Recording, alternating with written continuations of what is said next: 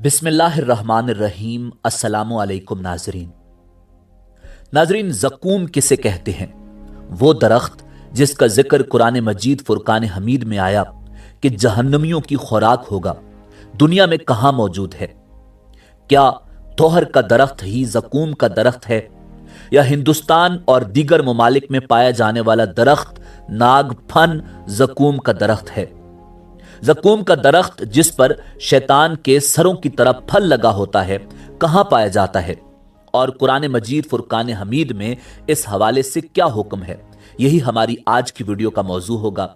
और आज हम आपको जहन्नुम की खुराक ज़क़ूम के हवाले से इंतहाई दहशतनाक हक़ाइक़ बताएंगे।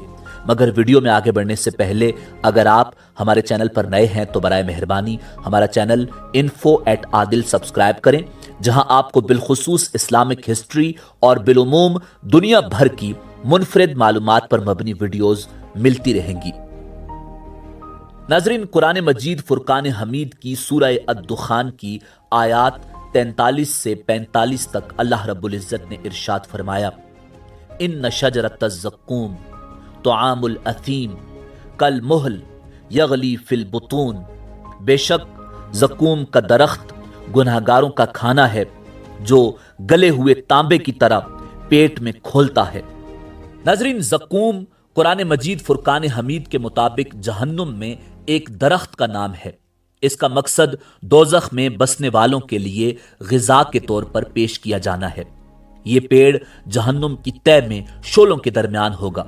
मुफस्सिरीन के मुताबिक ये एक किस्म का खारदार पौधा होगा, एक ऐसा दरख्त जिसका फल दोज़खियों को खाने को मिलेगा, जैसे थोर का पौधा जो खारदार और कड़वा और जहरीला होता है, इसी तरह जैसे नागफन का पौधा, यानी दोज़ख का एक दरख्त जिससे दोज़खी अपनी खुराक हासिल करेंगे।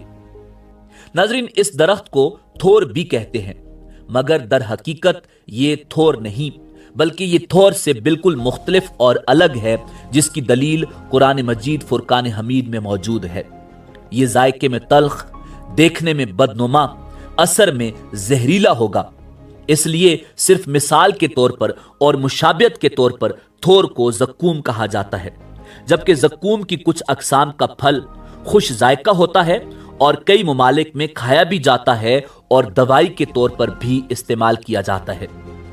नाज़रीन, दलील ये है कि अल्लाह रब्बुल इज़्ज़त ने कुरान मजीद फुरकान हमीद की सूरह स्वाफ़ात की आयात 64 से 66 में इरशाद फरमाया, इन्नहा शजरतुन तखरुजु फी अस्लिल जहीम तलउहा कअन्नहु रुऊसुश शयातीन फइन्नहुम लआकिलून मिन्हा फमालिऊन मिन्हल बुतून।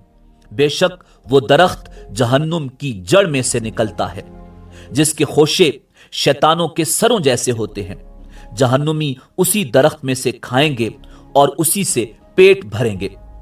नाज़रीन, थोर के दरख्त के खोशे शैतान के सरों जैसे नहीं होते, इसलिए इस बात की ये दलील है कि थोर का दरख्त ज़क़ूम से मुख्तलिफ है।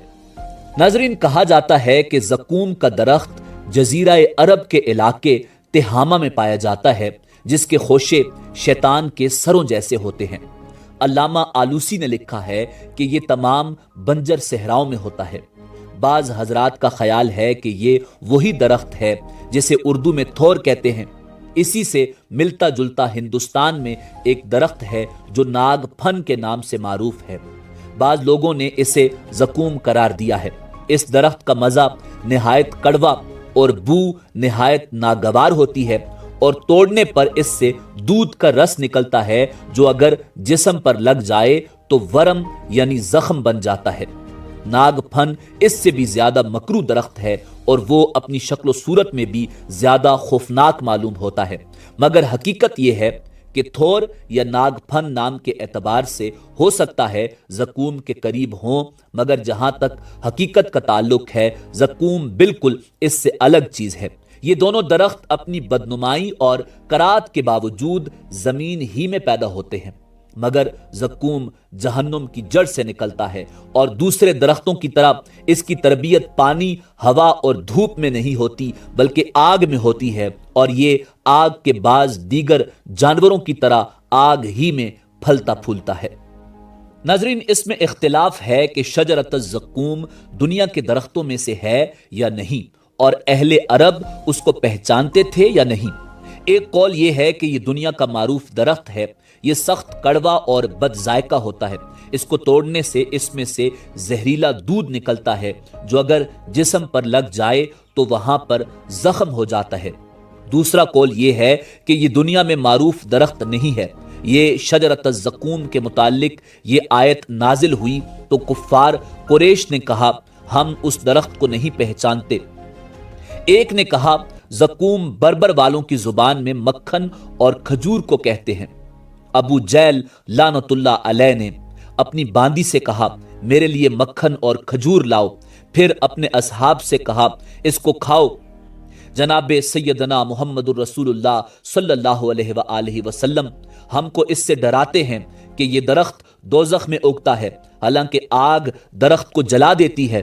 اس نے آپ کا مذاق اڑاتے ہوئے کہا جس چیز سے سیدنا محمد صلی اللہ علیہ وآلہ وسلم ڈرا رہے ہیں وہ تو دراصل مکھن اور کھجور ہے۔ ناظرین، تھور کے درخت کو خاردار ہونے کی وجہ سے اور ناگ پھن کے درخت کو انتہائی دہشت ناک ہونے کی وجہ سے زقوم کے ساتھ ملایا جاتا ہے۔ اس کے پھل شیاطین کے سروں کی طرح ہوں گے، یہ قرآن مجید میں ارشاد فرمایا گیا ہے۔ اسی وجہ سے ناگ پھن کو اس کے ساتھ ملایا جاتا ہے اور یہ خاردار ہوگا، یہ بھی فرمایا گیا ہے۔ اسی وجہ سے تھور کے درخت کو اس کے ساتھ ملایا جاتا ہے۔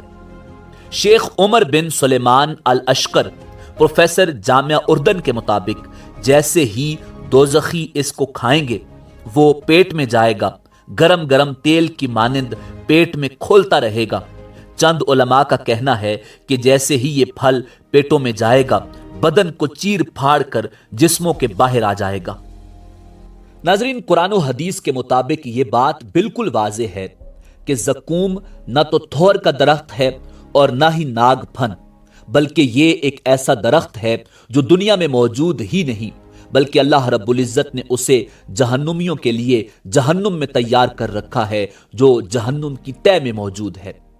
اور کہا جاتا ہے کہ اگر زقوم کا ایک قطرہ بھی دنیا میں انڈیل دیا جائے تو ساری دنیا کو تباہ و برباد کر دے اور اہل زمین پر ان کی زندگی اجیرن کر دے، تو ان کی حالت کیسی ہوگی جن کو کھانا ہی زقوم دیا جائے گا اور جن پر اللہ رب العزت زقوم کو عذاب کی صورت میں مسلط فرمائے گا۔ ناظرین، اسی امید کے ساتھ اجازت دیجیے کہ آپ کو ہماری ویڈیو پسند آئی ہوگی۔ ملتے ہیں بہت جلد ایک نئی تاریخی، تحقیقی اور معلوماتی ویڈیو کے ساتھ۔ دیکھتے رہیے info@adil۔ اللہ رب العزت آپ کا حامی و ناصر ہو۔